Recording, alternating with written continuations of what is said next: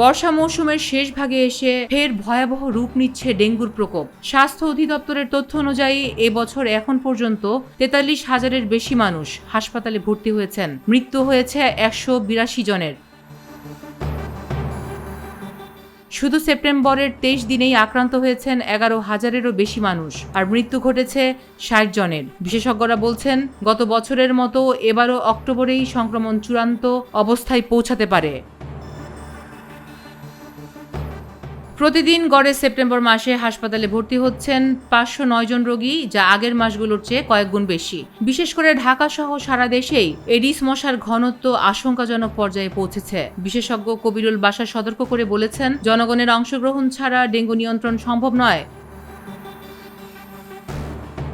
জনস্বাস্থ্য বিশেষজ্ঞ মুস্তাক হোসেন পরিষ্কার পরিচ্ছন্নতা ও স্বেচ্ছাসেবী উদ্যোগ নেয়ার আহ্বান জানিয়েছেন। সব মিলিয়ে চোখ রাঙাচ্ছে অক্টোবর। ডেঙ্গু নিয়ন্ত্রণে এখনই কার্যকর পদক্ষেপ নেওয়া জরুরি।